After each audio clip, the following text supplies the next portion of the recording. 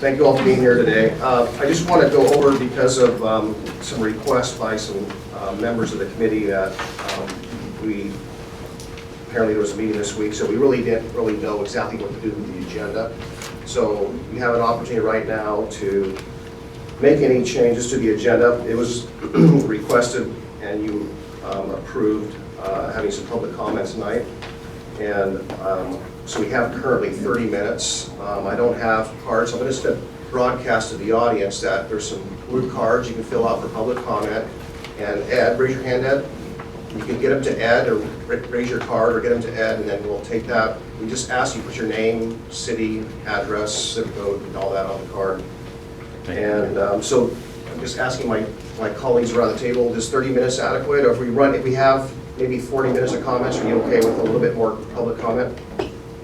That's fine. I'm curious where this follow-up discussion from the October 8th meeting came from. Well, we didn't know. We were asked, as I explained, we were asked to...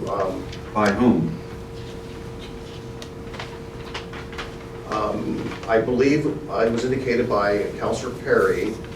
Well, no, not the agenda change. It was asked by Councilor Perry that, or suggested that there was going to be a meeting this weekend, and we didn't know. We were asked to kind of hold off. That didn't all come. I forget. I'm just curious because, and I apologize to staff or toss them under the bus here, but it was indicated by staff that you suggested that this was requested by one of the cities. We had reason to believe that there may have been a request that come out of the weekend meeting that, so I kind of left it open. So that's why we're talking about it now, to either have it on the agenda or not. So that's why it's all open. We would have had the agenda more formalized, but we didn't know it was going to come out of the meeting of the weekend. So initially I came out, so I put it on the table. Is there any changes? Want to scratch that off there? Add it?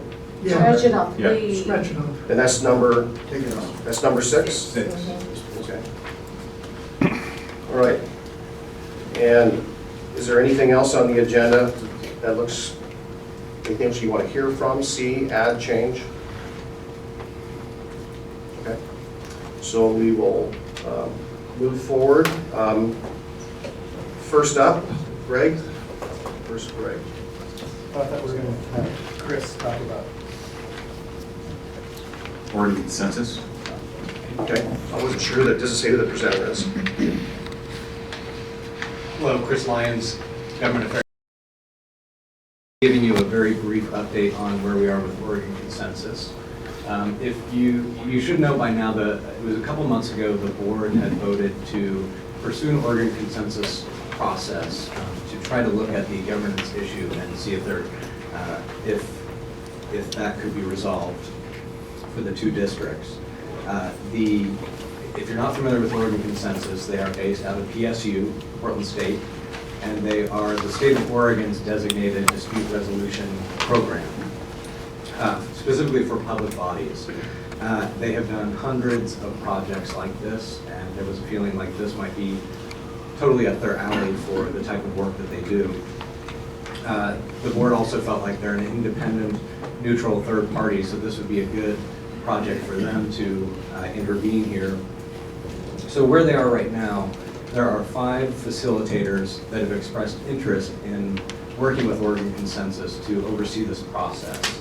So the next step would be to select that one facilitator to do that, at which time that facilitator would then reach out to each of you and any other involved party to interview you and truly assess the final scope of this project, as well as all of the partners that should be part of these discussions. The county has not expended any funds on pursuing this process to date.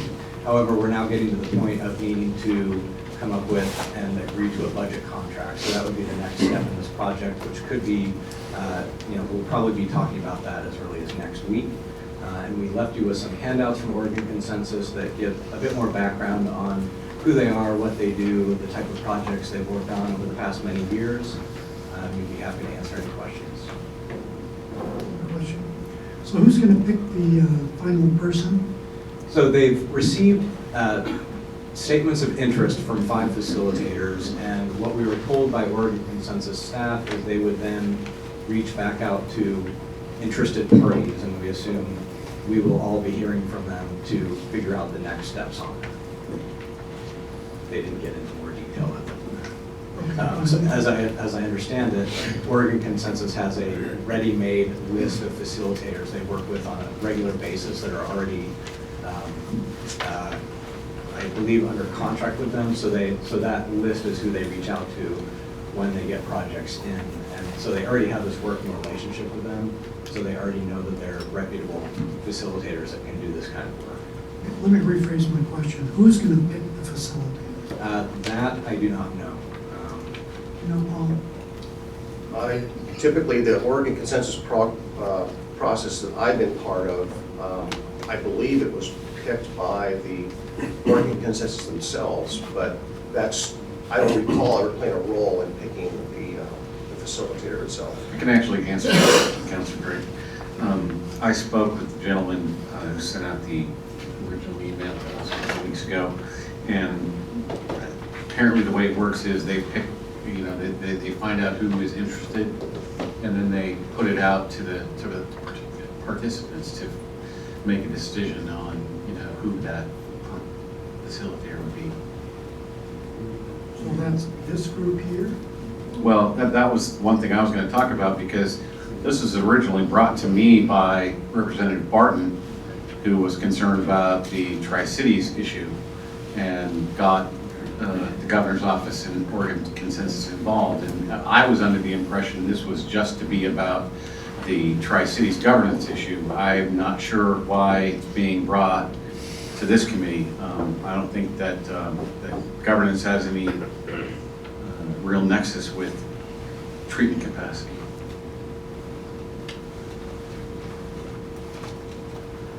I have a question. Have you been reaching out, or has the Consensus Project or anybody associated with been reaching out to electeds in the cities? To my knowledge, they've spoken with Oregon City and the county just for initial understanding of the current lay of the land.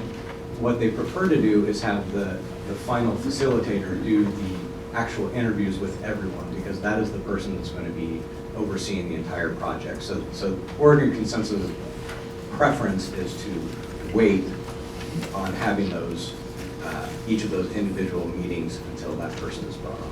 So my question is then, what is the mission? What's the scope?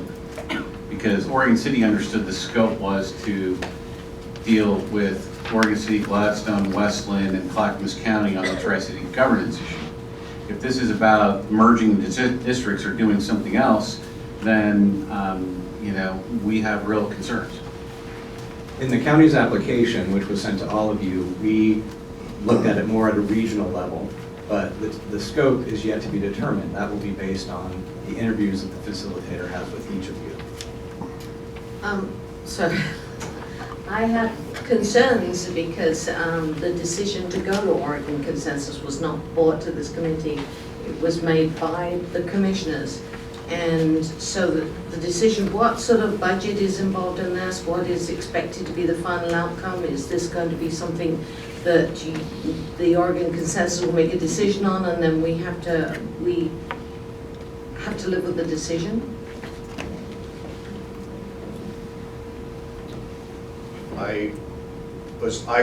I know about as much as you all know, but Brenda, you were in the meeting when the Board of County Commissioners approved that. Well, I was sitting in the audience, Yeah, but you're I sitting in the actually audience, didn't yeah. get to speak about Right, this. The right. commissioners discussed it. Several of us were in that meeting, and we actually didn't get to participate in the discussion. I think the only thing I know that hasn't been discussed here tonight that I know of is that there's an assessment they do. So I think they talk to all the parties that they think they should talk to, and they assess whether or not they want to get involved in this or not. And I think probably the scope, getting back to the mayor's question, Mayor Holliday's question, I think the scope is probably established based on perhaps their opinion, perhaps, and maybe that of the party who requested. In this case, the party is the Board of County Commissioners, as we know. What is the cost of this? And The who estimate. bears the cost? The estimate that we have received, and it's very rough at this point, was $25,000 for the entire process. Very subject to change, but that was their initial estimate based on what they saw in the application. And so I would defer to Mr. Geist for how the cost would be worked. worked out. And I'll also add, the assessment phase is what has already been completed, and the email you received from Oregon Consensus was essentially them saying they agreed the project is right for them to take up and that they would agree to do. The next phase is then the interview process where they truly assess what the scope is and who the party should be in those discussions. Mayor Hill. If this group thinks or decides that it's not necessary, can it be taken off the table? We can make that request to the Board of County Commissioners. Or you can make that request to the Board of County Commissioners. Because I'm not sure this group feels it's a necessary, process at this point.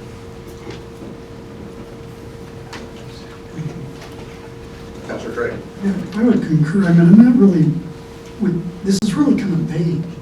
I mean, what exactly are they going to be doing, and has been discussed, what is the outcome expected of this? I mean, who's involved? I mean, you've heard that originally this was a Tri-Cities issue. Is this being expanded? And if so, I mean, I think we need some more detail. I would hate to just kind of pay money to this group and we're not really sure what they're going to be doing. Councilor Johnson.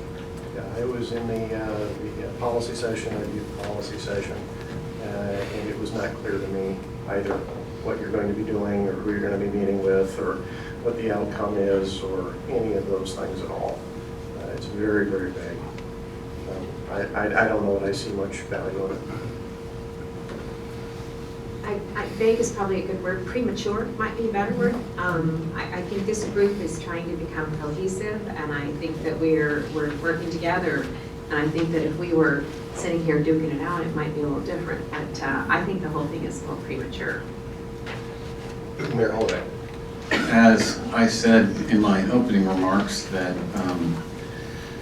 Representative Barton came to me and my former city manager and said, he saw this issue with Tri-Cities and wondered if there was a way that he could help to make things happen, and offered the idea of the governor's office and Oregon Consensus, which is a piece of the governor's office to help us get through this process. So I thought that's what this was, and it turns out that's not what it is. So at this point, I don't think Oregon City is interested in either. It might be a good idea for this group to maybe make a recommendation that suits your feelings about this. Well, I have a follow-up question for Chris. Between the calls from Marnie and Worth and the consensus email, some of my fellow city councilors were confused about which process was allocated to which, what they were getting calls and requests for information about. What kind of timeline was the Oregon Consensus project supposed to be on? So the estimated timeline that I was given from staff at Oregon Consensus was that under a very ambitious timeline, it could be done by the end of February. Oh, so this was something that was going to be starting now? Yes. So bringing on the facilitator would take a week, at which time the interviews could be done within a month, and then the meetings could take place. So they really viewed it as, because there was very little technical information or science involved, it was in the way it was framed related to governance. In their mind, it wasn't a very long process. So they saw it wrapping up in the February timeframe. I will say one thing. Originally, I think we were led to believe that it would be about a 1 year be done about a year from now, November, fall. I think that was the estimated amount, but that was, again, more discussions have happened, and the latest I heard is what just Chris just expressed. Mr. Hofeldt. Well, I was at the study session as well, and my impression was that the Oregon Consensus project or process was to segregate the governance issue from the actual capacity issues that we're dealing with, because as I recall from the 2 previous meetings that we've had as a group here, that there was nothing going to happen until the governance issue, and we felt that was not going to be beneficial to the ratepayers of the district, and so their attempt fund the actual construction of additional capacity. Councilor Perry? Just want to respond to that. So it's my understanding that we're actually addressing these two issues separately, and the capacity issue will be done as a separate issue, and that Wes is putting together an evaluation of all the possible things that we can use for this capacity. So that's a separate thing, but I still want to know with this Oregon consensus, when they come to a decision at the end, is this something that now, we have to live by? That if they decide that we're going to amalgamate, that the cities amalgamate like it or not? I think a lot of your questions, I know staff is going to be taking notes and we'll be reviewing the tape and we'll try to get answers to those questions, because I can't speak for what that would be. I don't know what the recommendation is. Actually, something that that's being determined is, and how the Board of County Commissioners would deal with that, I don't know. I do agree that there was probably some confusion, because originally, as I kind of mentioned, it was anticipated that the governance would be completed in fall of next year originally. And there was, as Eric stated, that there was a desire to separate the two issues, as was expressed. And obviously, the move to co-invest, or to move a critical path forward on the scope of work, was going to move forward on the presumption that it would be a co-investment. So if the timetable is turned and the Board Consensus Program will be completed in February, that changes the dynamic if that's still the case. So That, to start a project like this, when we don't know what the answers, when you can't tell us, will we have to live by the final decision? Will that be it? And regardless of whatever you said. So it troubles me to go into a project like this when you don't know what the outcome's going to be. Well, Councilor Perry, let me answer that question, because what the Consensus Project does, and I've worked a lot with Bobby Lee on the Long Falls Legacy Project, so I understand what they do. What they do is they try to bring a group of governments together, cities, maybe it's citizen groups in a city or whatever, and they do exactly what their name says, the Consensus Project. They try to bring everybody to a place where they can agree on something. And like I said, I thought Oregon City was getting involved for the Tri-City issue. I'm not sure that that's, an environment that relates itself well to what we've been talking about over the last couple of months. So I'm in agreement with you. I don't see any need for the Consensus Project at this point in time. we have spent a lot of time where I don't want to get the agenda out of control. So if it's your desire to continue to talk about this, great. If you just want to simplify it, make a recommendation, and you have a thumbs up consensus on what that recommendation is, we'll deliver that to the Board of County Commissioners. So Steve, I believe you're next. I think that if there was a change in governance, that governance change may make different decisions in regard to solids handling and how that's done. And the Board of County Commissioners might sitting as the governing body. But the county commissioners have made it very clear that they're not going to wait for the end of the consensus project to come forward. They're going to continue to march ahead and do basically whatever they want. It kind of seems to me to be busy work. And I don't need any more busy work. I don't know about anybody else, but if that's really the case, and that there's a lack of good faith there, I think, on the part of the county. If the county were willing to hold off and let the consensus project go forward first and see what that came out with, I might change my mind. But based on what the county commissioner said at the policy meeting, I don't see any value for this right now. Councilor Drake? I would concur that this, I think, is premature. And I'm also concerned that there's kind of a really loose ideas floating around, and different ideas of exactly what they're supposed to be doing. And the funding is coming from the districts on this, or? As I understand it, the funding would be coming from sort of split equally between whoever is involved in the process.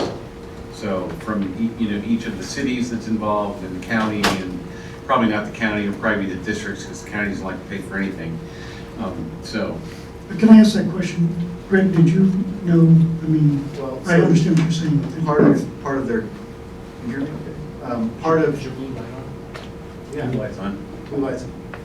So part of the process that they use is they leave it open. They like to see funding participation to show commitment from all of the parties involved. Whether we can get there or whether we would ultimately decide to split the cost between the two districts because they're the materially beneficiaries of the outcome. I don't know at this point. But I do know Oregon Consensus likes to see buy-in from each of the participants. I think unless we know more, I don't want to commit money, certainly for my ratepayers, for something we're not really sure exactly all the details of what this is going to entail. So if maybe we got some more information, that would be helpful. Mayor? I would move that we table the discussion and cancel the Oregon Consensus Project involvement until we have more information and a better idea of what they might do for us. Want to do just a thumbs up and send that message? The motion's on the floor. I'll second it. Been moved and seconded. Any other discussion? All those in favor say aye. Aye. Opposed? It's unanimous. Okay, that brings us to agenda item number 3, follow-up and recap. Great, guys. Actually, I thought we were going to bring Don up real quick. Well, that's right. That's right. Mr. Krupp. Sure.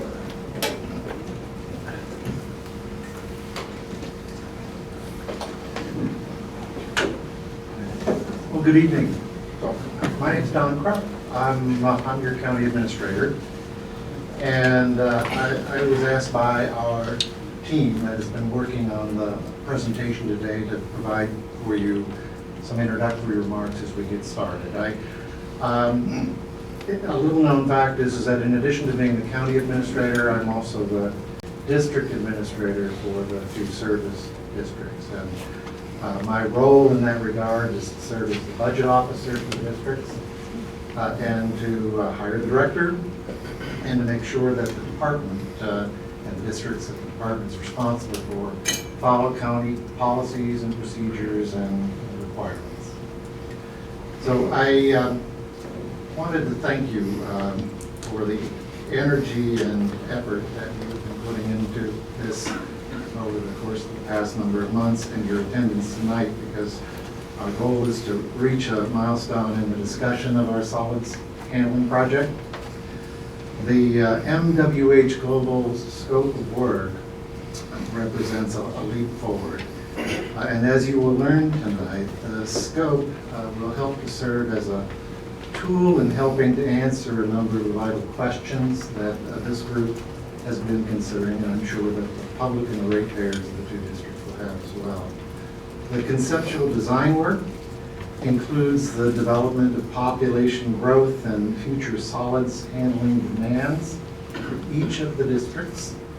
And the population growth projections and demand data that this work will put together will help tell us what's required when it comes to additional capacity needs for each district and how much it will cost to build that additional capacity.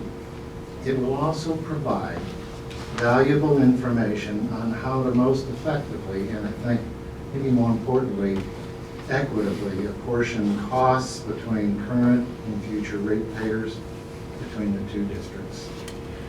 In short, the scope of work that you will hear about tonight will give us a much clearer and more precise understanding of what is needed as we proceed on the critical path forward on this project. By agreeing to become members of this committee, you committed yourselves to several crucial responsibilities. One being to review, discuss, and make recommendations to the Board of County Commissioners as the governing body of these 2 service districts to propose operational and multi-district capital improvements to the region's wastewater treatment system, its programs, and its capacity.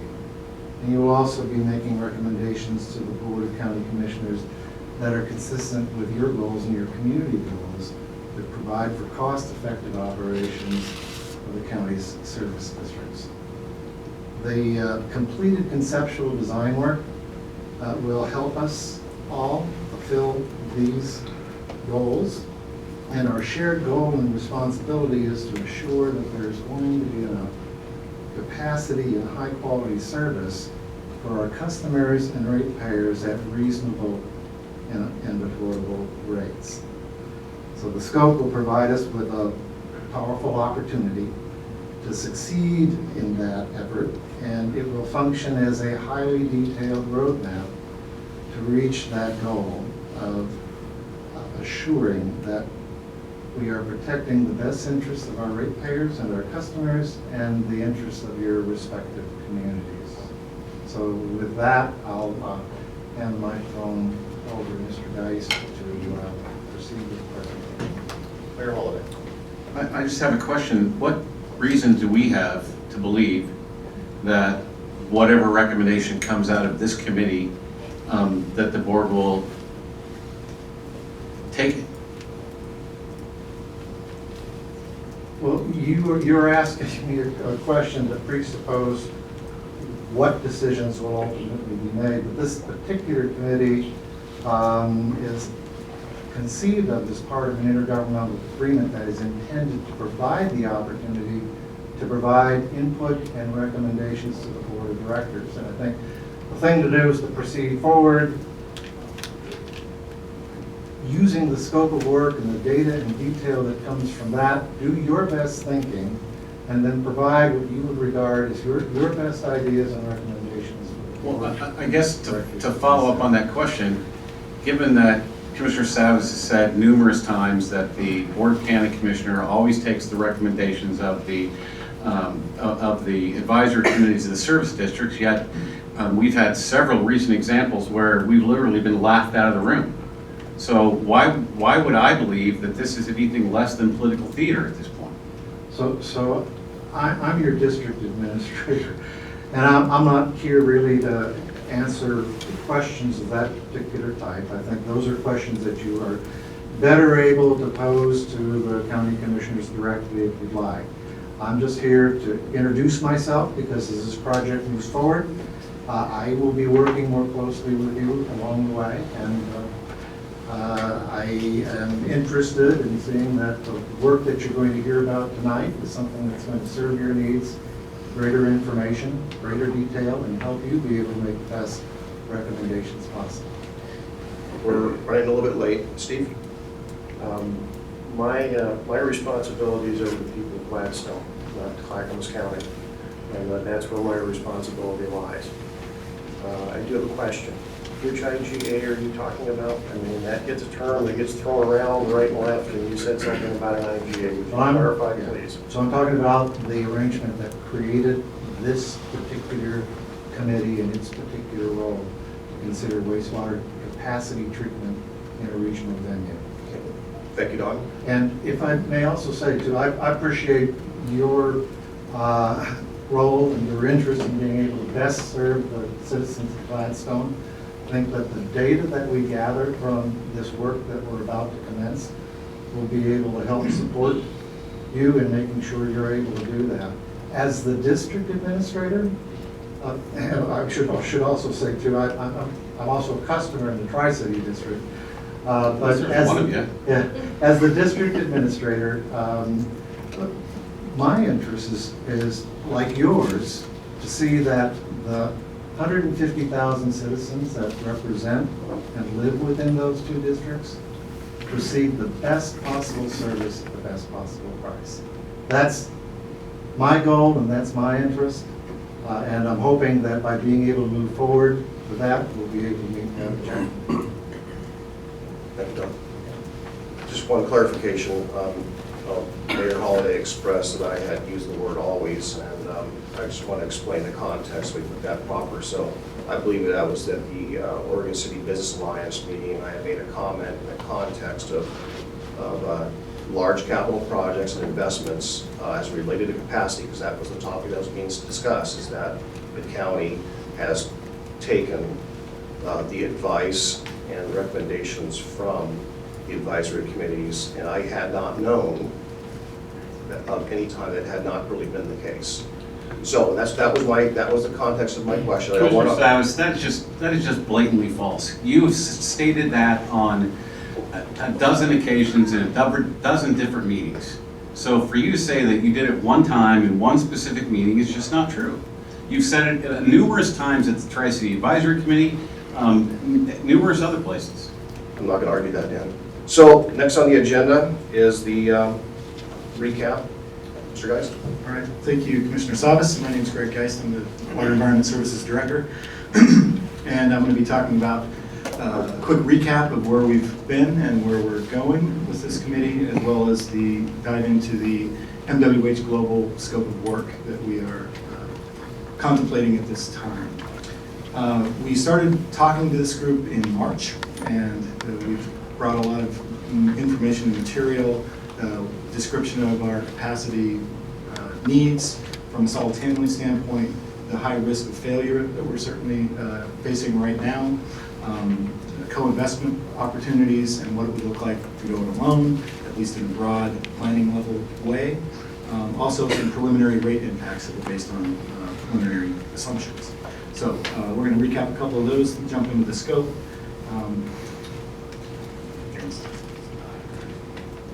All right. Then we'll work on the solids handling work scope and share and discuss the schedule. And then at the end of the meeting, we're going to get some public input, which we're very much looking forward to. I just want to acknowledge the crowd. Thank you for coming out here. We at WES care a lot about wastewater, and we're glad to see that you do too. We think it's important for everybody in the room and for the whole region. We're taking this very seriously. We're interested in both the input from this committee as well as the public. So, quick recap. I've showed you this figure or one similar to it probably a few times now. A snapshot of our solids handling capacity issue. And for those of you in the room that haven't been part of this conversation up to date, I'm going to do a quick description. We in the wastewater industry think about our capacity issues in two primary ways. We think of the liquids handling capacity that we have at our wastewater treatment plants and the solids handling capacity that we have at our wastewater treatment plants. When we get waste that comes in our facility, it's a combination of liquids and solids. Same thing that goes down your toilet. Through the treatment process, those solids are removed at various stages in the treatment process. And we treat the liquid, we disinfect it, we purify it, and we send that to the river. There are certain capacity needs associated with the treatment of that liquid waste. The solids component of what comes in front of our facility goes on a different path. It comes in from various areas of the plant and goes into what we call an anaerobic digester. This is a cartoon that I guess kind of simulates what one of those is. It's a large concrete tank. We put material in there, it's heated up, it stays in there for some period of time, and we'll talk a little bit more about that time in a minute. And then we take it and we thicken it. We take it through a large centrifuge, spins it very quickly, separates the solids from what's left of the liquids, and the liquids go back through the treatment process, and the solids at that point, once they've been treated and processed, they're loaded on trucks, sent out to Eastern Oregon, and beneficially reused, typically applying as a soil amendment to wheat fields. What is the percentage of solids versus liquids that go on the truck? The truck is probably about 22% solids. So we're sending 80% water to East Oregon. Yes. Yes. We do it, Clean Water Services does it, City of Portland does it, Gresham does it, Salem has land application in the valley. But yeah, we along with most of the folks in the Portland metro area concentrate our biosolids in cities. I don't want to get hung up too much on the numbers here. This is kind of a snapshot in time. The upshot, the other thing I should mention is EDUs. The currency that we kind of use in this business is equivalent dwelling units. And we can think of an equivalent dwelling unit as essentially a household. There's a certain amount of liquids and there's a certain amount of solids and strength that would come from a typical household that we use in helping us plan for what our capacity needs are. So again, EDU capacity is essentially households. Right now, we are very much in need of additional capacity. We are at condition red. We've shared Previously, we've got considerably less than 4 years to reach capacity. We're shared the number 38,000 equivalent dwelling unit capacity issues. We're seeing significant operational issues with the plant now, and we're taking a hard look at what our current loading is and what our future loading is going to be. Part of the scope of work for MWH is to help us understand both what we're looking at today and what we're going to need to accommodate for in the future. I think that it's safe to say that we are in a very dangerous place with respect to our capacity. Greg, what do you mean by dangerous place? Well, I'll explain it in the next slide. No, what happens if the digester gets upset? What do you have to do? It depends, but likely we would have to drain it and ship that material and dispose of it at great expense. And that we would could also cost about buy- how much? We've estimated about $1 million. So if one of those digesters in that parallel process at Tri-Cities gets upset, Right. the district's gonna be out $1 million while they drain those digesters and truck that stuff someplace else, is that correct? Approximately. At the worst case, That's if we have to drain a digester. yes, but there are other ways to fix an upset digester other than draining it and shipping it all away. There are other, well, if you catch it before it's an upset, which we have and do. Councilor Gray. When you talk about the capacity here, are you talking about just the capacity at Tri-Cities, or are you talking about what is the capacity at Kellogg? What's the combined? Greg Irely answered that question at the last meeting. I think he, I can't remember how we have looked at that. I have not personally looked at that data recently. But Kellogg's being run in parallel, correct? Series. Yeah, We're running in parallel. that's correct. So you could theoretically do the same thing in Kellogg that you're doing in Tri-Cities. We'll let Greg Cox speak to that. Thank you. Good evening, my name is Greg Irely. I'm the West Operations Manager, and the question is how much capacity is at the treatment plant presently in the digesters. We presently are operating at in a more conventional range of about 25 days in series. That's present capacity. So, I mean, how many EDUs? You're showing us here that we have 4,000 EDUs. So how many EDUs is the capacity and how many are being currently? Yeah, the digesters at the Kellogg treatment plant are identical twins to the digesters in the Tri-Cities plant. They were designed and engineered basically from the same drawings. But the capacity that we're able to get out of the digesters in Kellogg in real EDUs before it goes into upset is less. So for whatever reason, even though their size the same, we can't load them the same. And my question again is, in how many EDUs is the capacity and how many EDUs are remaining? At the Kellogg plant? Yes. Yeah, approximately, I would put the EDU capacity at around 35,000. Presently, we're operating it in the probably 28,000 range. You're asking me to do math in my head, and that's dangerous, especially when I'm adding a tip. So let me further that question by asking if you converted the Kellogg plant to the same settings that we have the Tri-City plant, then that would give us a few more years to be able to make a decision. No, it would increase our risk. We have no more time to make a decision. Mayor, I just want to out of courtesy to your own colleagues around the table, I believe Councilor Card had her card up in advance. Oh, I'm sorry, I didn't see that. I apologize. I put it back down. I was just gonna ask a question about the EDUs, but did quick math in your head. Yeah, I wouldn't go to the bank on that one. I you're asking me to do math in my head in public forum. Understood. But what I was going to say is, the EDU capacity is not something you have to grapple with in part of your systems management. But right now, I know Markley has a number of applications for building permits in his queue. Milwaukee's in the process of going out for RFPs on 3 of our publicly owned sites downtown. And we just finished rezoning a couple dozen acres elsewhere in town. We're also looking at urban renewal to help stimulate some growth next year. So from our perspective, these numbers are what matter most for us in our planning purposes. And having some harder data on that, some more accurate information on EDUs or some sort of proxy is going to be critical for us in order to make approval decisions going forward. Yeah, let me clarify how the two plants interact. Approximately 10,000 EDUs come through the interties between CCSD1 and the Tri-Cities District.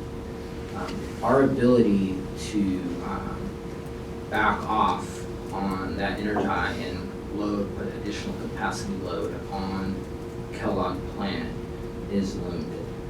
And we will be doing that. So our goal this next year is to shift a good portion, say a third of that EDU load back to the Kellogg plant. The problem we have on the Kellogg plant is there's other systems in the front of the plant that can't handle necessarily the additional load. And so to access the capacity at the Kellogg plant to relieve the Tri-Cities plant is difficult, and it puts more risk, process risk, on the Kellogg plant. So it's a balancing act between the two. Also, it'll cost additional money because we will have to then truck those solids down to the Tri-Cities plant to be water. Other question. So there's an intertie from is it Three Creeks pump station that goes up to Tri-Cities, is that right? The Three Creeks pump station. Yeah, right, okay. But if there's no intertie directly between the two plants, because intertie 2 was never done, right?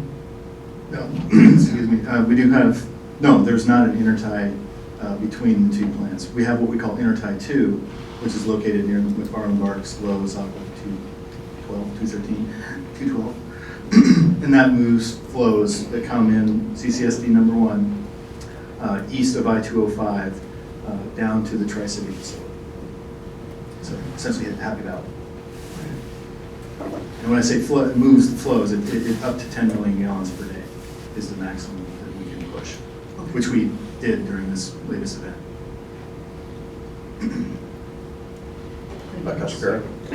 So it's my understanding that we have opposite problems at the two plants. So at Kellogg, you have a problem with the liquids and separating that out, and that's with your capacity. But the solids are okay, and with Tri-City, we're okay with the liquids, but the solids, we have an issue. So we're looking with great focus on the solids at Tri-City. How much are you looking at expanding the liquids at Kellogg? Yeah, that's a pretty good way of looking at it.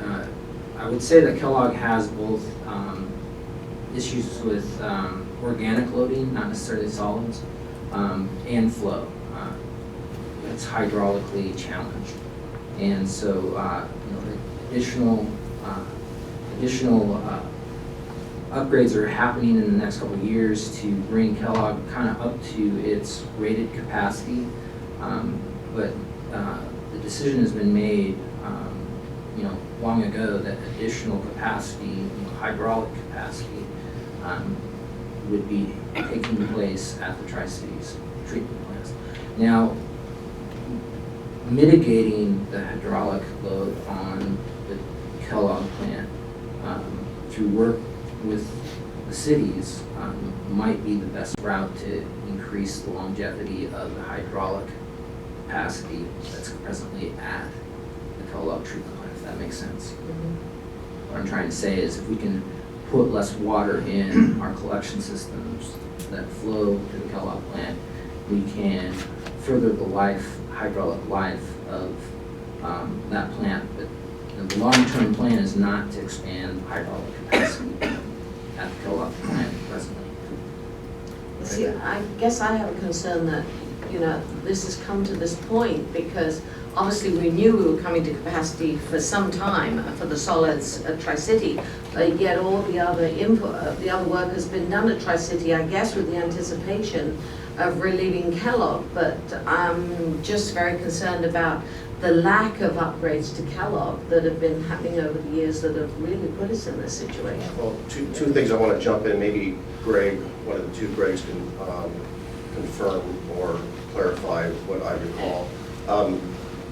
But the last part you mentioned, Councilor Perry, is that, yeah, there were a lot of investments related at the Kellogg plant because there was a dispute between the county and Milwaukee that had been there going on for years. So there was no investment being made at Kellogg because there was discussion of closing Kellogg. Since then, that has been solved and resolved, and the relationship between the county and the city of Milwaukee has been going very well. So now we are making an investment there. But the question I want to throw back to staff, and my recollection was, I believe that I was told somewhere along the line, I know Eric heard this as well, that we had to slow the treatment train process down at Kellogg because of ammonia and some environmental issues. So, and that reduced the capacity at the plant. So if you could speak to that, I think it might answer some questions that Councilor Perry raised in a roundabout way. Well, I like the way that Councilor Perry characterized that, because I think that, in a nutshell, is right. We've got a liquids handling capacity at one plant, and we've got a solids handling capacity problem at the other. Now, why we have the investment in the Kellogg facility from a liquids handling standpoint, for as long as I'm aware, and certainly well before I came to West, the assumption has been for a long time that that facility was not going to expand geographically, and some sense that it wouldn't expand from a capacity standpoint. So I think that has driven the conversation more so than maybe technical issues.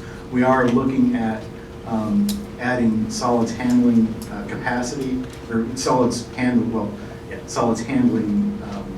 work at the facilities at the Tri-City or at the Kellogg facility. And so what that's going to do is, we talked about that, how the centrifuge separates the biosolids from this concentrate, the centrate is what we call it. And if we install those facilities at the current location at Kellogg, the strength of that centrate would overwhelm the liquids treatment capacity and violate our permit. So one of the ways that we're getting at that is to looking at both side streaming treatment technologies, as well as installing a new diffuser, which gives us better dilution, which would allow us to meet our permit. So there's a lot of complicated issues in how the plants are, what their challenges are and what their histories are. My understanding, though, that it's been a long time, that, at the time CCSD number 1 had a significant liquids handling capacity problem, and they invested in the membrane bioreactor at the Tri-City treatment plant, thinking, I think, and even adding in portions of an intertie 3 next to the pipeline that takes the liquids to that facility for future expansion. So the idea that that future expansions for both liquids and solids for the benefit of both districts, I think, is long been understood at West anyway. So, should I go? Well, Councilor Carter? Yeah, I was going to respond in layman's terms too, because Greg Riley did a fantastic job of explaining the hydraulics. But I was going to explain, based on what I've learned at the Kellogg Good Neighbor Committee and at River Health, the plan to add dewatering at Kellogg has been on the capital improvement plan, so that we could dewater our own solids instead of having to truck it down to Tri-Cities. And I think Wes originally expected they were going to be able to do that within the 5-year capital improvement plan. However, in looking at the overall structural integrity of the plant, they found some other components, I think as we've discussed here, that are in dire need of immediate repair. And so that's pushed back the plan to do the dewatering further than we originally anticipated. It's still on the list, because it actually is a cost savings measure. It's just one that, without it right now, the plant's not gonna fail. So we have to prioritize the immediate fixes. I was also gonna share, something we've been talking about at River Health as well, is there's been, so we had to take one of our digesters offline because ours are much older, and fix it this past summer. I think they relined one of them. I think we sold one to you, correct? And bringing it back online, there's something in our system intake that has been creating some upset on ours, so we wouldn't be able to run them in parallel.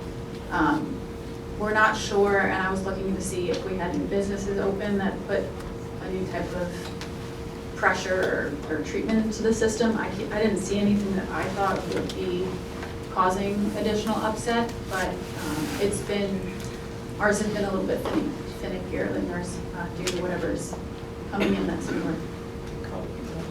Yeah, I know. Councilor Johnson? I remember at one of these meetings previously, there was a conceptual drawing of Kellogg Creek that had membrane bioreactors on it. I understand that there are technical challenges. I understand that there are space concerns. But those can all be overcome. They're engineering issues. And I think that it would go a long ways towards some of the political problem as well as technical problem if Clackamas County and West would take those a little more seriously instead of constantly, yeah, you know, this would be a problem, that would be a problem. I think that there needs to be some action at Kellogg Creek, and I'd like to see you guys start talking about that more seriously. Mayor. So I was flipping through the rest of the slides on this particular piece of the presentation, and to say this is a repeat would be a gross understatement. So if we're going to talk about the scope of work, I think we need to proceed to the scope of work and certainly look at all these numbers and the go-it-alone stuff again. We've seen that presentation at least 4 times. Okay, well, we got some folks in the audience too that are participating in that. We did invite them here, so this was on the agenda, it was posted. So I'd make a motion that we move on to the discussion of the scope of work. Is there a second? Any discussion? All those in favor? And the purpose? The purpose is that we've got scheduled a 30-minute public comment time.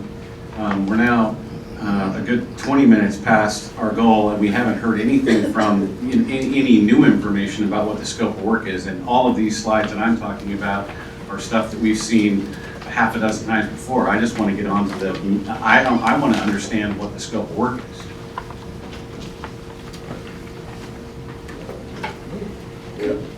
Could we perhaps ask the audience if they need us to go through the slides, or if they can get enough information from these slides so we can move ahead?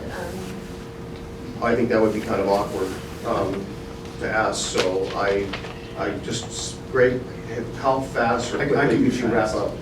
There's a motion on the floor. There is, I'm asking a question first. So quickly, 5 minutes, 10 minutes? 5 minutes. Okay, now so there's a motion on the floor, there's a second, any other discussion? Okay, all those in favor of ending this discussion and moving on to the scope of work, say aye. Aye. Those opposed? Nay. Show of hands, let's do a show of hands. Those in favor of moving on, passes again, raise your hands. All right, so it carries 5 to 1, correct? Okay. So we will move on to the solids handling work scope overview. Mr. Geist. All right. So what I'm going to be talking through is give a quick update on the consultant team. It's MWH Global. We met those folks at the last meeting. Talk about the schedule of their work, a brief overview of the budget breakdown, and then I want to emphasize that the scope, and I hope that you're looking for this as we talk through some of these slides.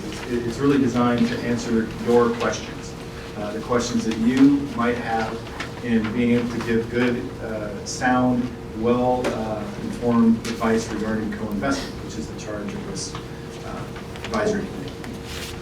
That's the intent, and I hope we hit the target. So just briefly, MWH Global selected from a suite of large consulting firms. They've got a lot of, they're a large firm with a significant experience all over the world doing this type of work. The project manager is a man named Steve Hyland, who I've heard about. He's almost a legend in the industry. So we're very fortunate to have him as the project manager.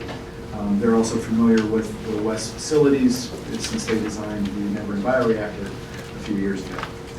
The other thing that I hope comes through thematically as we talk about the scope of work is we are committed to involving the communities that are going to be impacted in the decision-making and contemplation process moving through this scope of work. I think we've already demonstrated that when we included technical staff from the cities in the evaluation, on the evaluation panels and in the selection committee for the MWH Global. And we're going to continue to do that, and I'll explain that in detail. All right. The timeline that we're looking at is pretty quick. In March 2016, we're going to do the population forecast. What we've heard from this group is that we are interested, you are interested in understanding both what growth is happening across the districts as well as within your communities. So we are going to hire a company called Eco Northwest. This is the line of work that they're in, and have them update the population forecast that we commissioned from PSU back in 2011. So that's going to update that by community and across both districts. Once we know what our population is going to look like from a residential standpoint, and they're also going to be looking at industrial and commercial development likelihood moving forward, that's going to tell us, okay, we can then project future flows and loads. We can say, okay, if this is the type of development, it's going to happen in this area, it's going to happen at this time frame, then we understand what the strength of that waste is going to be, we'll know what we're going to have to be able to treat. So again, stepping kind of logically through how we're going to get the information to refine and define the solution to the problem that we're trying to solve. That will allow us to, I already talked about the future capacity. Another endeavor from the scope of work is to do a modeling exercise that really zeroes in on the existing capacity and loading to the facilities. You know, we've used the cartoon with the 38,000 or 42,000 EDUs is what our loading is.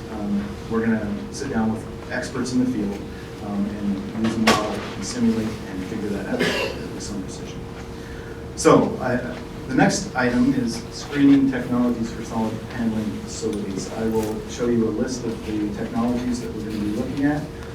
That's going to happen in April, and we're going to convene not only the MWH team and Wes, but the representatives from our member communities, from our cities, their technical engineering staff, as well as an expert panel, and I'll get into more detail about that. So it's going to be a double check and triple check our work kind of exercise to make sure that we thoroughly examine the technologies and come up with what's going to work best for us.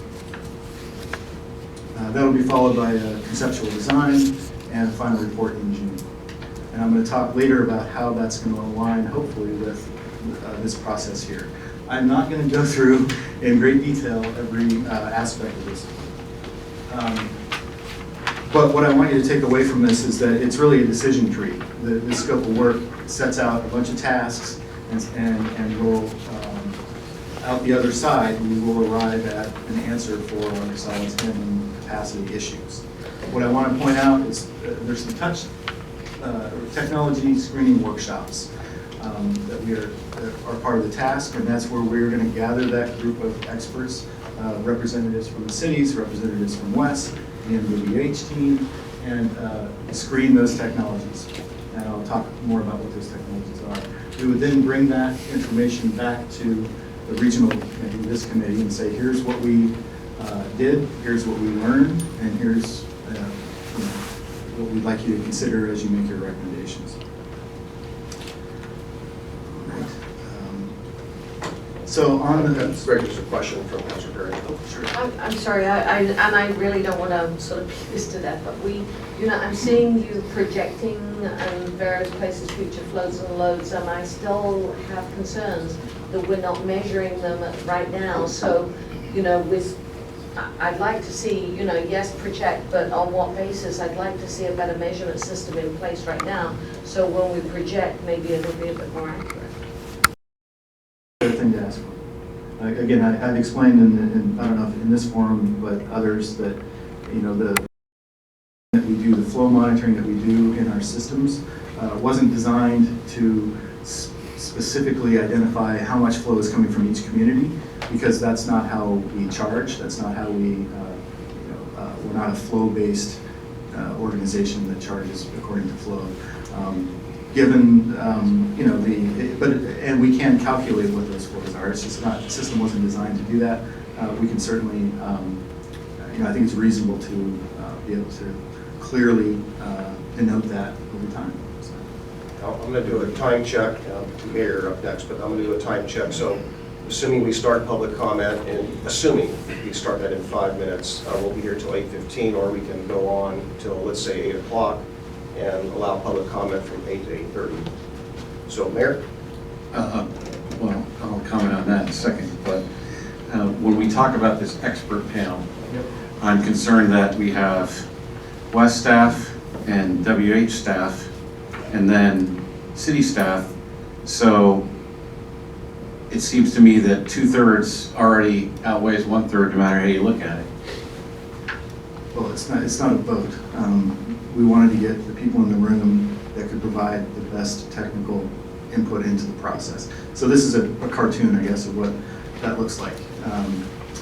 The city's technical staff, MWH, West's technical staff, and these technical advisors. We wanted to get a diversity of perspective, a diversity of opinion, and a technical expertise in the room to go through a process to evaluate and rate and rank the technologies.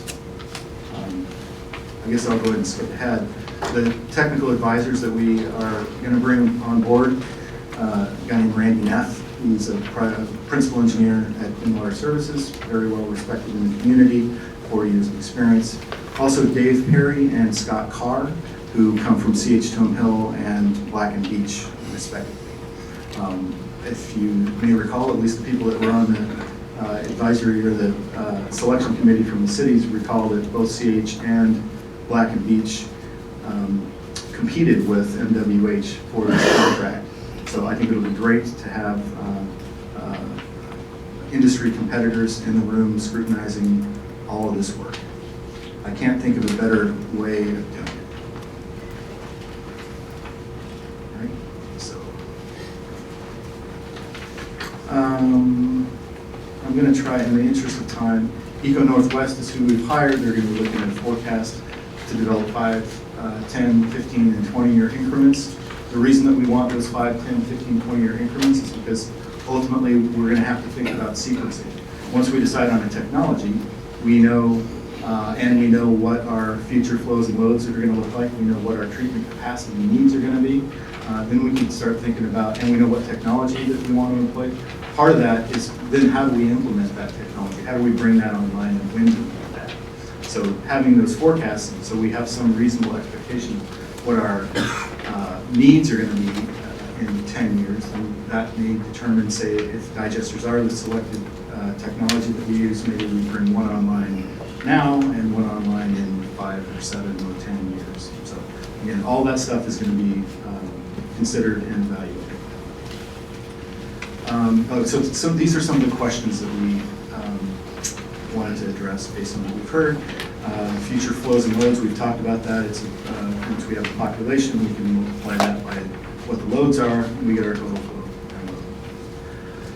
We're going to look at the future needs and current conditions within the treatment plant. There's a model that is going to be used called BioWind. It's used across our industry to evaluate wastewater treatment plants' current capacity, what their treatment processes are, how they're performing, and what would be necessary should given additional capacity needs, which is what we're going to be looking at.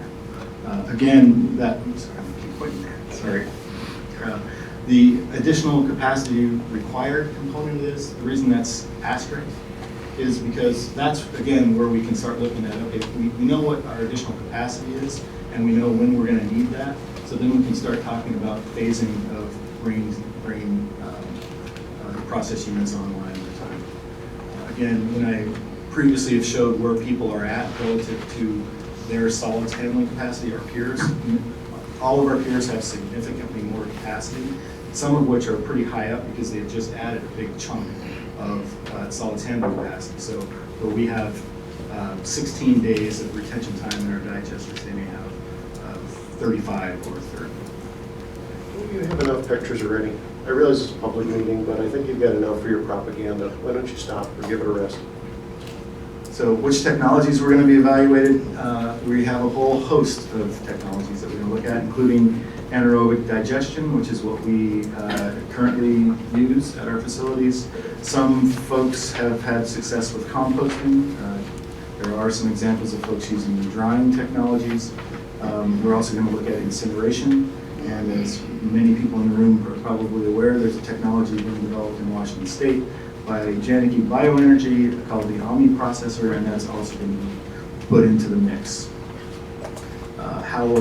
Those are the technologies that will be evaluated, and how they will be evaluated is going to be based on both cost, that's capital cost, as well as operation and maintenance cost, and evaluating the overall life cycle cost of those technologies, and then the non-cost criteria, which I think are pretty intuitive and logical. Is there space? Will they fit?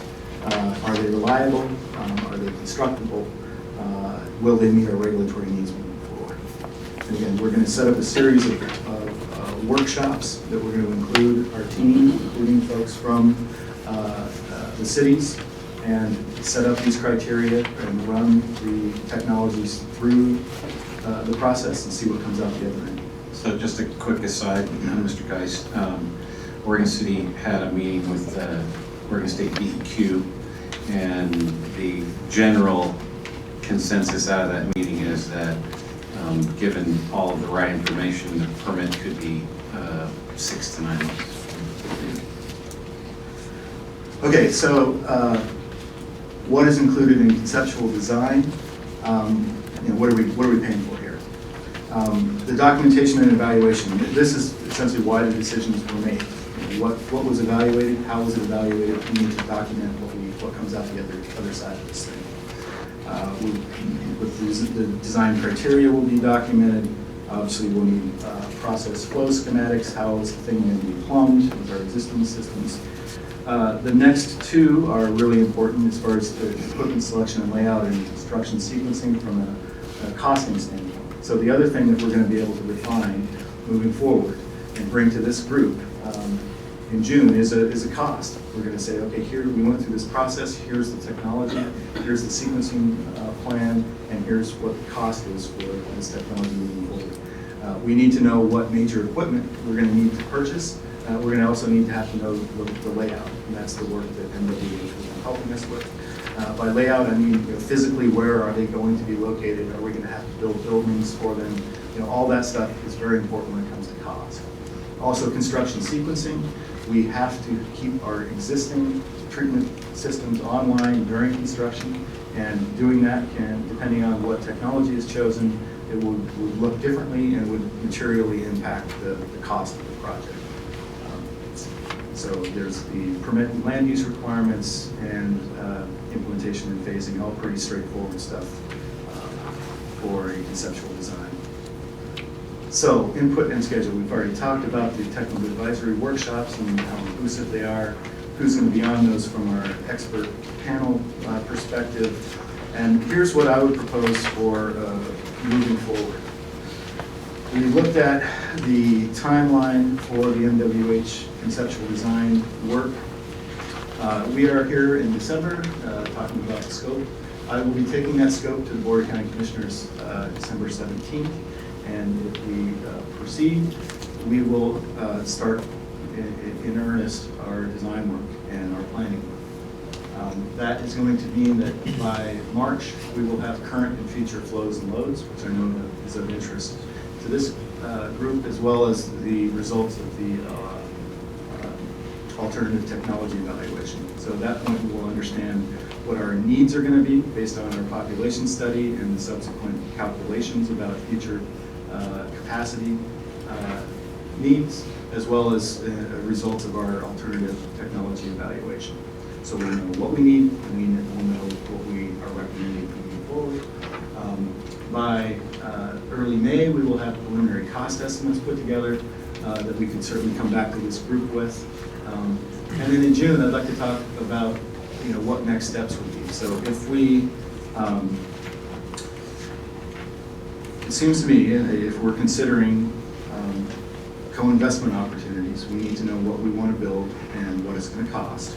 And then the other thing that we need to understand is who's going to pay for it.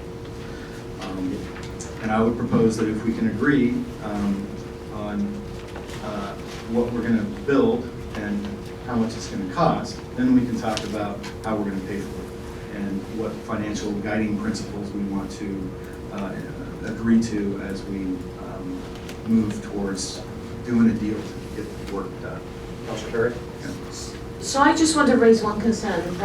From my understanding, maybe my memory is going, I thought that the critical path said that a decision had to be made about solids handling by May, and now here we are down in June and we're still discussing this, so I'm a little concerned about the timeline.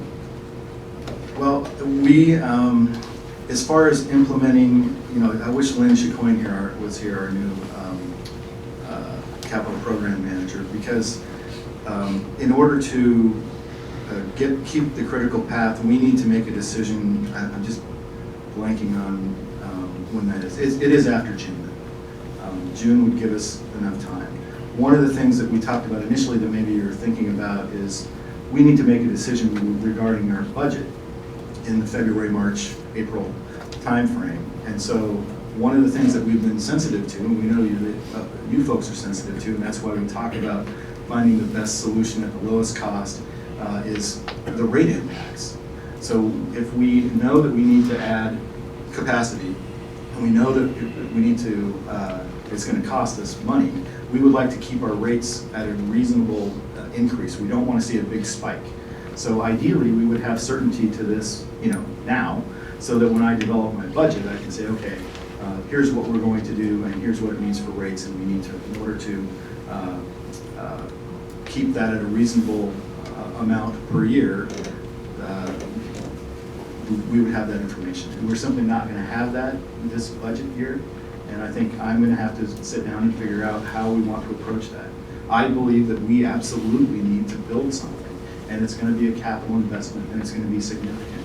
We don't solve these kinds of problems in a piecemeal fashion or a cheap fashion. We've got a facility on the solids handling side of it that has accepted 30 years worth of growth. We are firmly at capacity and absolutely need to stay on a critical path to adding a significant amount of capacity. That's not going to be cheap. I think we should need to recognize that one way or another we need to start ramping rates up in order to build a construction fund that we can then tap that's going to keep that rate shock to a minimum. So, Greg, to answer Councilor Perry's question a little bit more importantly, so your decision point is after this point. Correct. Is that what you're saying? Correct. And I can share more information on that. So to Mayor Holliday's comment about the omniprocessor and the DEQ approvals, will that be done in parallel? So should we decide that that's the technology we need, we don't want to then start the process in June, will that be started in parallel? I'm sorry, I'm not tracking. The comment was that according to DEQ, the thing could be permitted in 6 to 9 months. Right, is I think that that's gonna? very, very optimistic. It's probably optimistic, which is why I'm saying that can this be done in parallel? Will they be working on that in parallel? So we don't get to June or July and then say, well, this is the technology we like, now we start the permitting process. Will it be done in parallel if we're considering that? Well, I think it would be done, if it emerges as the technology that we want to employ, then we would proceed in all due haste with all of the aspects of it. Yeah, so I'm just thinking that if we decide that in June, we don't want to start the process then, is it possible to start the process? Well, we could kind of apply that to any of the technologies though. So we really need to decide on the technology that we're going to use and what the implications are. Some are going to have permitting issues. Some are going to have other planning issues that we need to get after right away. But until, we can't, there's only so many avenues that we can pursue at any one time. And we wouldn't want to say, okay, we're going to take a look at dryer technology and invest time and energy into that, as well as composting, as well as the omni processor, as well as that. At some point, we just need to get certainty in what we want to do and then proceed as fast. So before I take Mayor Holliday's comments, I guess, so the alternative technology you have on your chart there would be around March, evaluation be made and a recommendation will be made. Do you foresee having enough information at that time? I do see the financial guiding principles in June and preliminary cost estimate. So really, the distance of time, we'll answer some questions by March, but not until May. Do you really have those cost estimates for whichever technology is or path is selected? That's correct. Okay. And then the decision point comes a month or two or so after that. Right. Okay. Mayor Holliday. Two things. One, to Councilor Perry's point, Oregon City and Gladstone, I think, are committed to working with the Department of Environmental Quality going forward to pursue what it's going to take in conjunction with JMP. The meeting we had with the state, they were the actual folks in the room. So if the county says, they think that's optimistic, that wasn't coming from Oregon City, that was coming from state DEQ officials. So I either believe the county or I believe the guys at the state. So I guess there's that point. I think that from a technology standpoint, whether we're talking about the biodigesters or alternative technology, I think that decision has to be made at the preliminary cost estimate, not at the technology side, because the cost is a serious factor in that decision. So I think making a decision about the technology without taking into account the cost is only taking part of the equation into effect. I'll just review the criteria for evaluating the technology is cost. What we would do is, that's the cost of the technology. The overall cost of the project is a little bit different. That takes into account the sequencing and,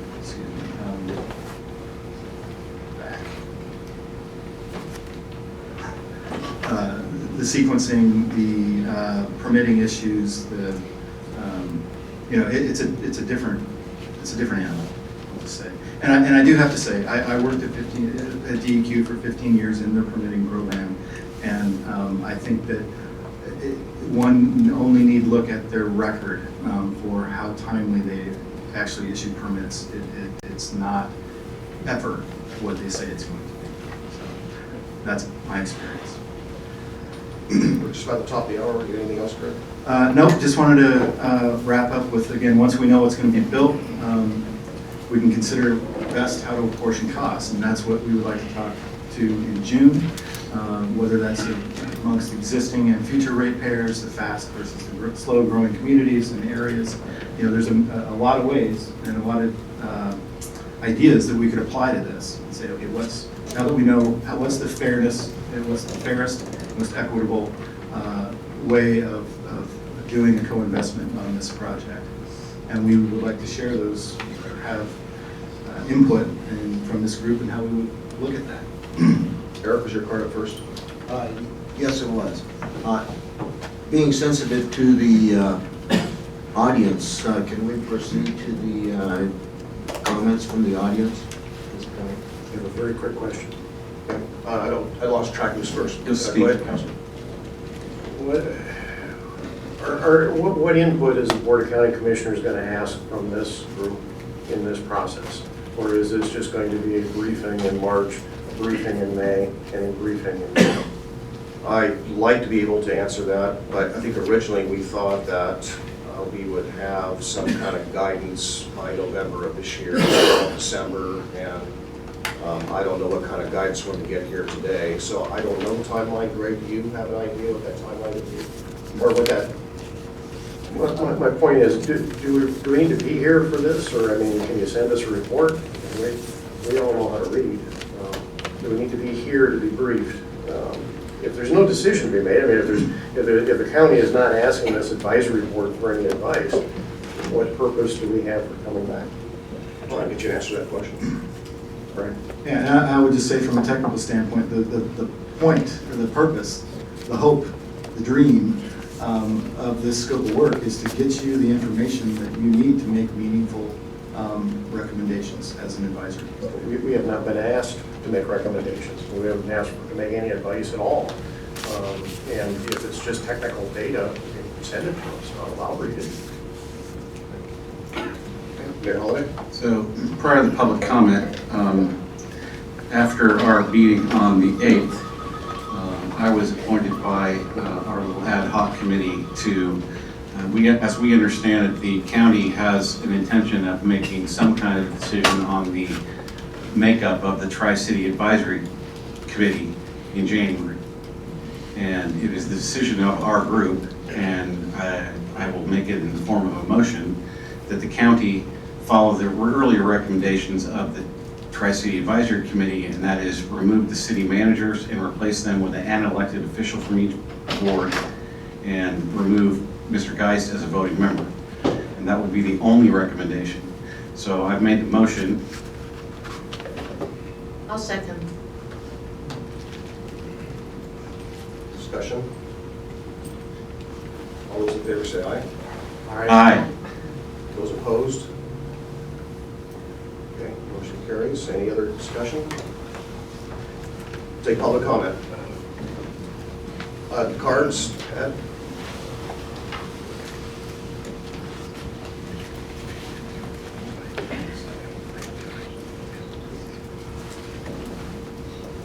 Okay, first up, and then first up is Damon McAbee, or Damon Mabee, followed by Alex Morris, former mayor.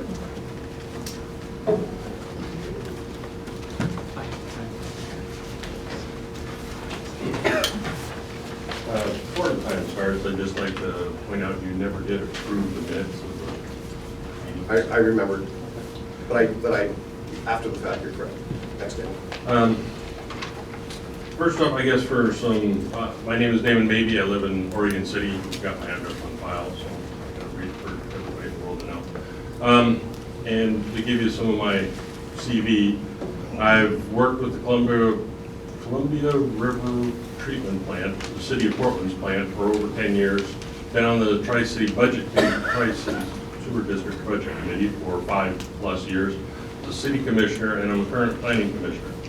So I guess what I'm going to talk about is paranoia. And before you think I'm Mayor Holliday's hatchet person, the fact of the matter is we are at odds more often than not, but even a broken record can carry a tune.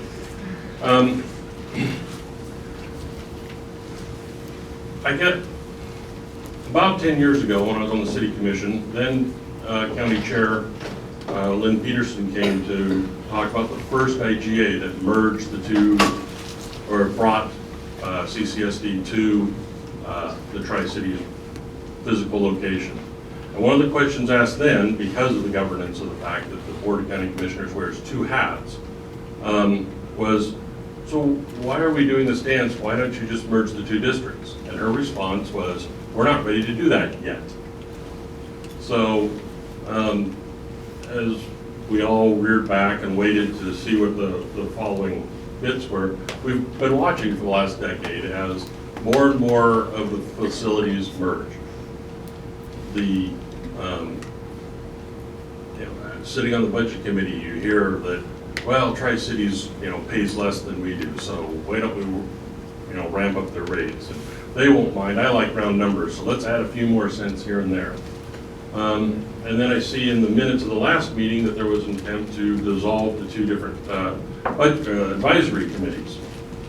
And it gets back to the whole concern of what is best for the ratepayers, not what is easiest for the governing body. And when none of the county commissioners are living in Tri-City, and I'm not sure if any of them actually live in CCSD, it makes it difficult to believe that they have the ratepayers in mind. And when I look at the whole proposal here, it's all about what can we do at Tri-City, not what can we do regionally. Let's put more digesters full of poop right next to a river, not, hey, maybe we should put additional digesters for CCSD in Happy Valley, way away, so if there's an incident, it doesn't immediately flood into the river, we can contain it. You know, that's not even being discussed, and I hear you. So I guess I'll close with a warning, and that's that, and I guess this would be for Commissioner Salas to take back, but Chair Ludlow and Commissioner Smith were elected on a platform of listening to the citizens, and specifically they were angry that the county was telling us what to do and not asking us what we wanted done. So as you proceed down the path, I ask, what's the difference between what the BCC is doing in setting up for bonding for this planned expansion and the previous bonding issues for the light rail?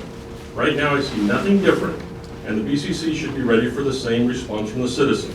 Revolt and a charter change that continues to limit the county's power. I think you need to have the right people running it, and that's the people who are affected by it. So, yes, we need to do more stuff. I don't see why we need to spend $41 million to build 4 more tanks with off-the-shelf technology, or why we need to spend $1 million deciding that that's the thing we need to do. So, thank you. Mayor Norris.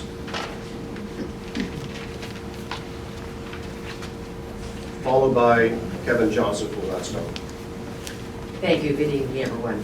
I served as mayor of Oregon City from 2003 through 2010, and in 2008 spent way more hours than I wish to in your shoes as we discussed the increasing capacity of the districts. And I was around then.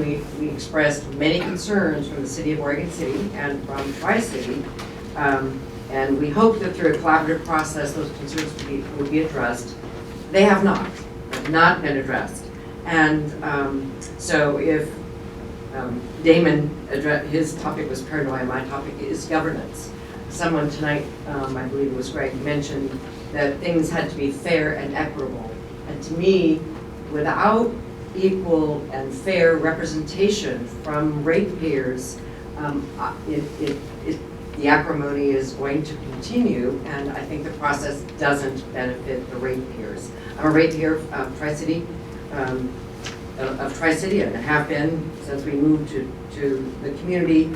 And Oregon City is the second largest city in the county, the largest city in these districts, and combined with West Lynn and Gladstone, which paid the bulk of the Tri-City for so many years, really needs to be represented in a decision this large that affects our ratepayers. So I just urge that it's difficult to move forward and have confidence in this process without having that governance issue resolved. So I just plead that this needs to happen. Give Tri-City genuine governing authority, permit the ratepayers to have a voice and make decisions about their future, because we pay to play, and listen to communities such as Oregon City. Let us handle urban services for our community. We know our communities very well. So please let us play. Thank you. Kevin Johnson, followed by Patrick Clayson.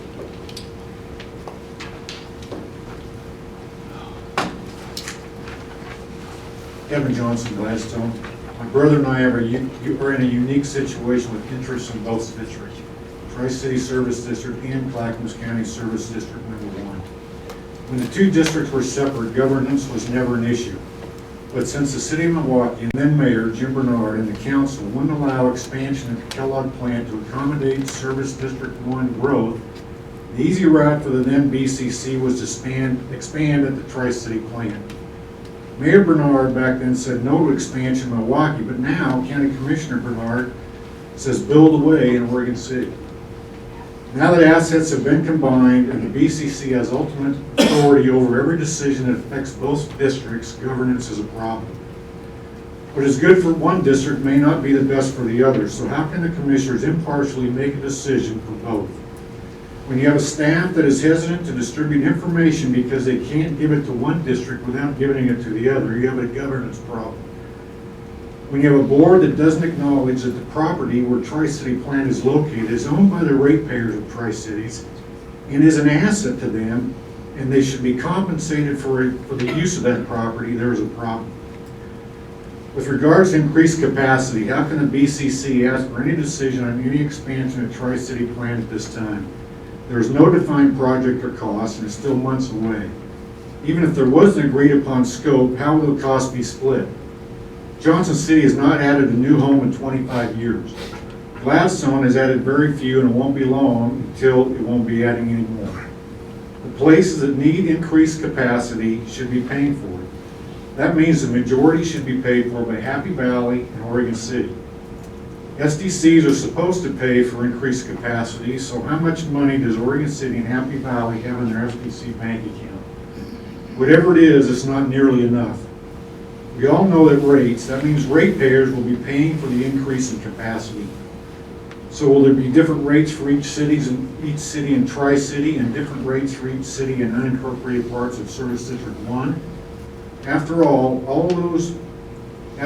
why should people who live where there is no need for increased capacity pay for the ones that do need it? These are issues that need to be resolved before unanimous approval to move forward. Here's the reality. This committee, like all advisory committees in this county, have no control or power. County commissioners have said they're elected to make the hard choices and are willing to do that. If that's true, that's what they should do. Stop wasting everybody's time and county taxpayer money.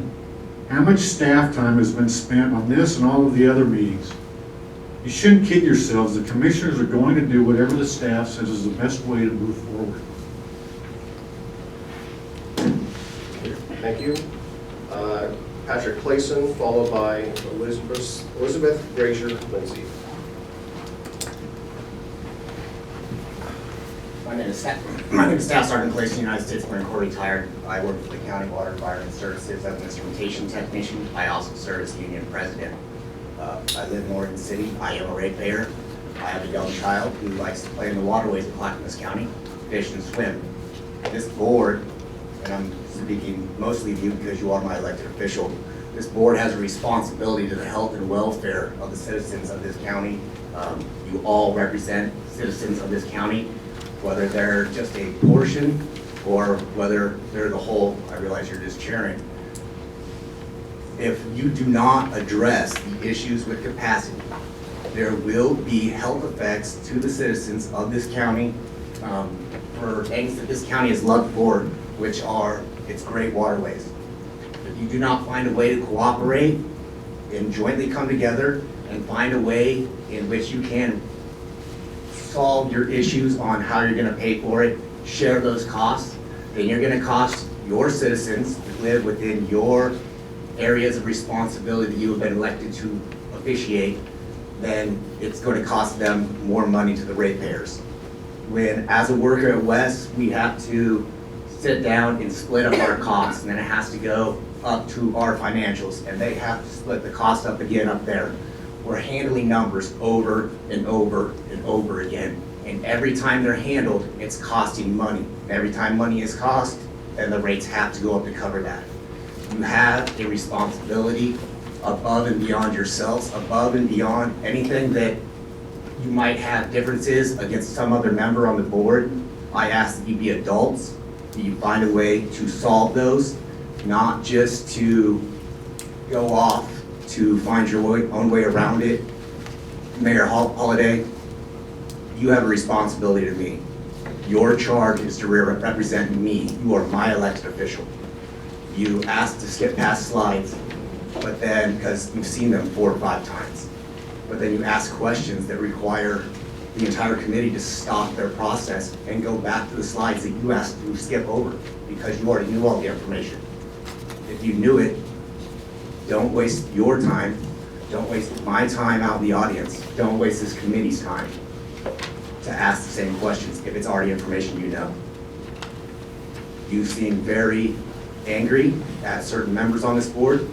I would ask you to pass that I'm not by. angry with anybody on this If board. we could stop addressing one another, please. I was just, because he is my elected official, and it was brought up that certain people only had interest for their constituents, and so I was trying to keep that in mind. But please, everybody on the board, find a way to work together. Find a way to do best for the citizens of this county. We at West try our best to do the work as best as we can, as cheap as we can. We, as citizens of this county, as representatives of the different citizens of the different districts, try our best to keep the rates low because we're paying those rates as well. Thank you. Thank you for your service. Elizabeth Gracier Lindy, followed by Mike McCrully.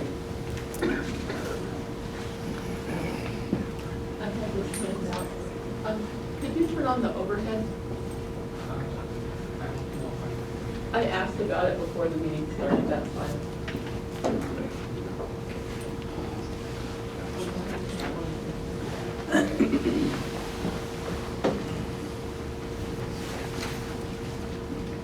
Is it right here? I need to set up the table where the, Didn't he mention to you that I was wanting to use it? I'm not really set up to do that, I'm sorry. Okay.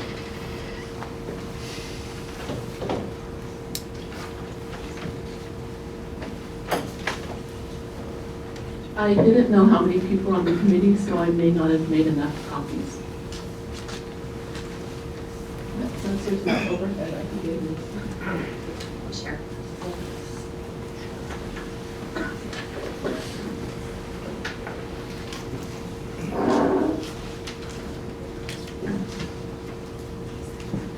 Is there another copy for on this side? If you could just go on, because we're running late Okay. and we still have one speaker. Okay. I want to address that biosolid incineration shouldn't be one of the factors that you consider. Right now, the UN climate change conference is going on, and they're considering stringent reductions in carbon dioxide emissions that are widely considered to be difficult to achieve but necessary. With incineration of sewage biosolids, Clackamas County would become a big new carbon dioxide emitter at the same time that the rest of the world is trying to cut emissions.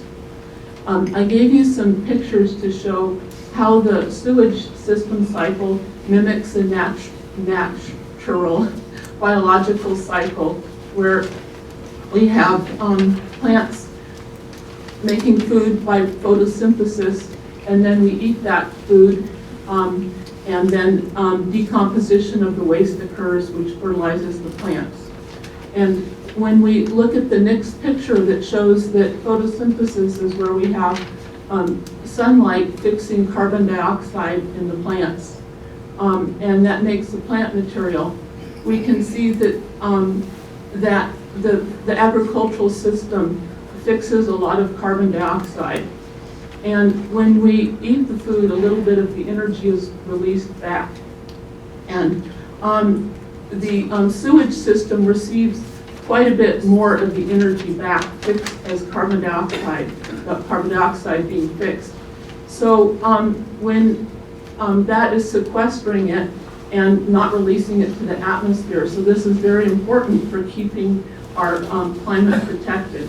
When this biosolid waste is applied to the soil, it fertilizes the soil, improves the soil structure, increases the soil's water holding capacity, and it stores a very considerable amount of carbon dioxide.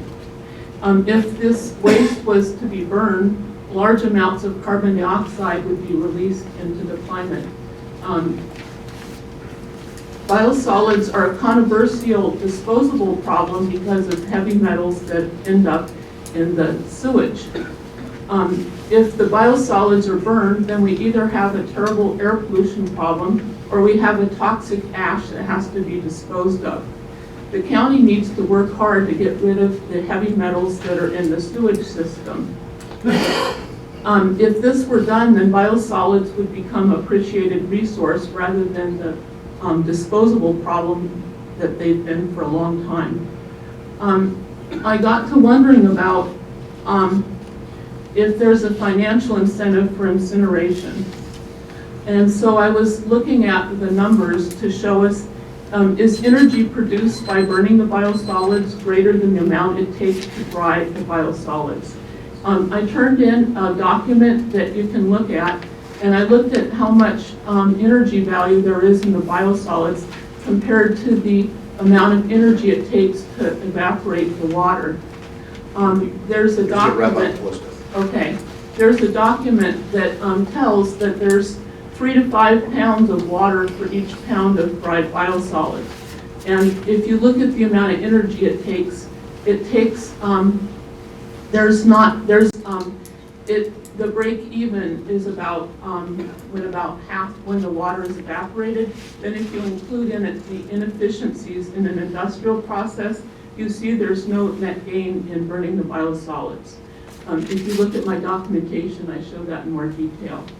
So please don't use incineration as one of your solutions.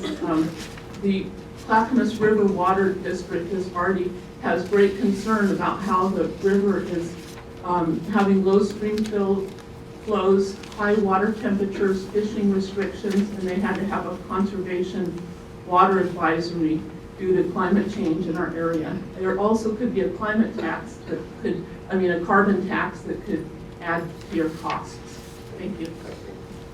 And last but not least, Mike Crowley.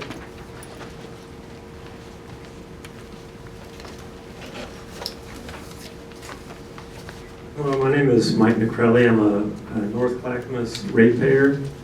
I also manage design and construction projects at the City of Gresham Wastewater Treatment Plant.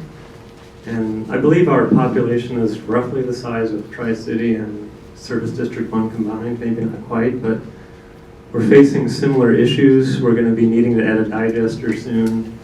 We have old dewatering equipment that's going to need to get replaced.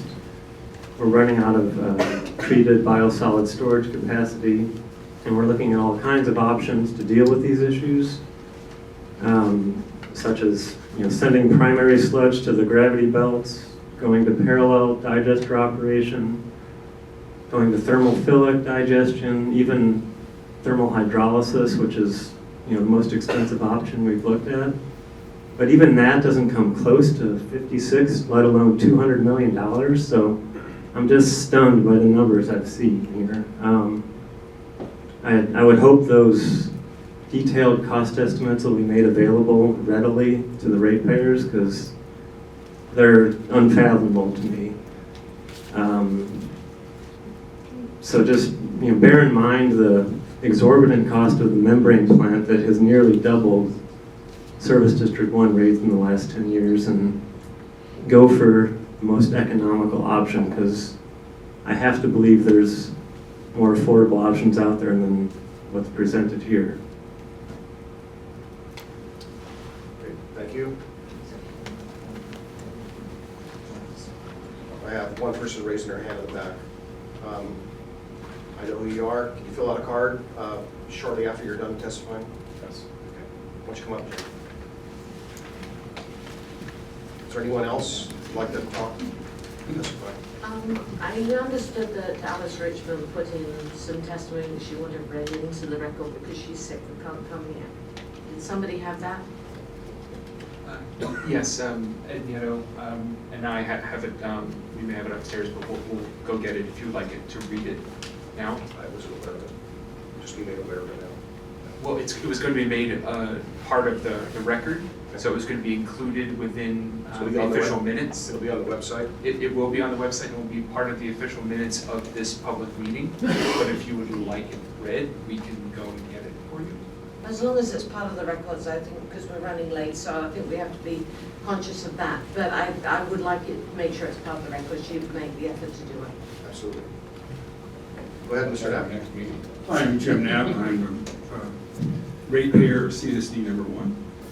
As you know, some of you know that I led the organization against the Clearwater show that went on that cost us millions of dollars. A little bit of my background, 42 years in the building industry, business owner, 19 years as an elected official. I brought up the big concern to get this organization off its feet and get it developed. For 12 years, they didn't raise SDCs, county commissioners. Lynn Peterson's and group, but I'm not going to name any other commissioners, failed to act. But now, I got back on the commission so I can look at what's been going on.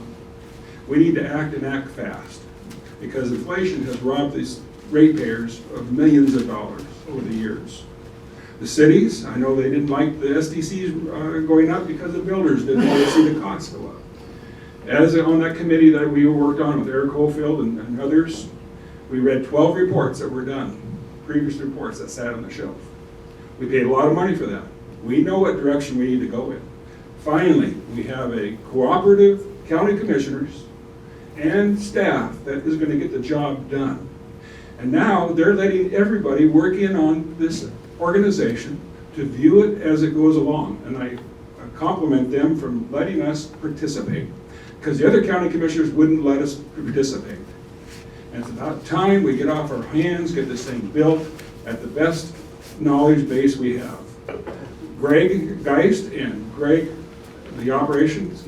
Ireland are two credible people that are going to get this thing done. I wouldn't be here tonight to testify or even talk here, but it's really, there's too many armchair quarterbacks. If anybody has any questions, I'll give you my phone number and I'll sit down with you and tell you the whole detail, the history of what went wrong. We need to move on. There's credibility here in the room that can get it done. Sure, there'll be proportions that Gladstone won't have to pay as much as Oregon City, but those growing regions need to raise their SDCs, and that's going to be a lot to swallow because their SDCs are going to amount to anywhere from $10,000 to $12,000 per EDU. So let's move on with this thing. And if, like I say, you want my phone number and contact me, I'd be more than glad to sit down and talk to you and tell you what's really going on. Thank you. Thank you. And that is the end of our public testimony. Brings us to any closing remarks or next steps.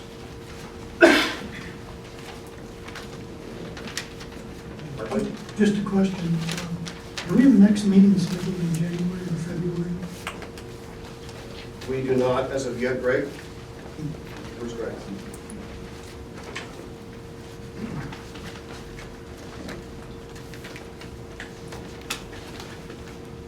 No, we do not. And as I, slide here. Again, what I would propose is that we meet again in March, once we have the information from the scope of work from MWH. We will then have a better understanding of where current and future flows and loads are, as well as the alternative technology that we would choose. I think that would be meaningful information for this group to consider. So that's what I propose. Mr. Johnson? So why do we have to meet? I've asked that again, and I'll ask it several more times, I suppose. But I mean, if you've got a report, just send it. I mean, what do we need to be here for to watch PowerPoints? I mean, I can read a report. You're not asking us anything. I mean, we're an advisory committee, but you're not asking us for any advice. We're kind of held hostage to a process we have absolutely no control over. Like I said, that's what I would propose, because my assumption is that you want to be given the meaningful information that you would need to make a recommendation for co-investment strategy to solve our solids handling capacity issue.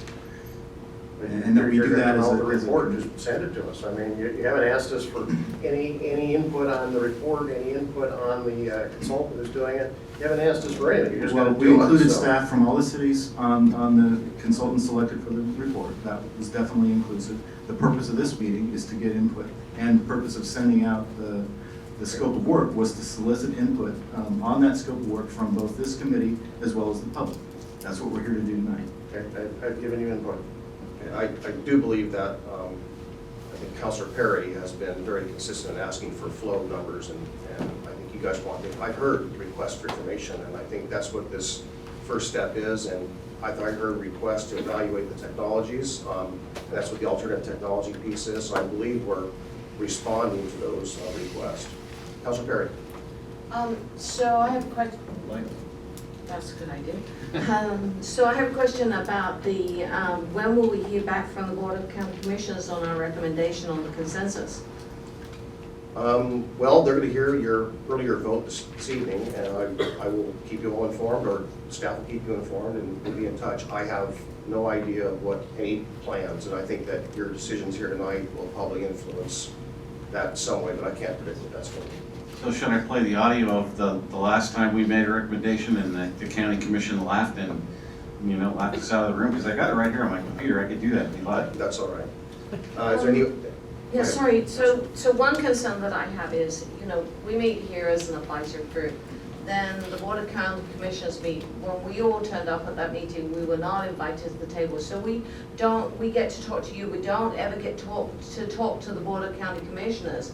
And yes, our advice is carried over by you, and I'm sure that you do take our advice forward, but I'm just concerned that there's not a communication going. And, they're voting on things, but they're not at the meetings, they're not talking to us. So this gives me concern. I think that's a fair statement. Anything else for the good of the order? We're adjourned. Thank you.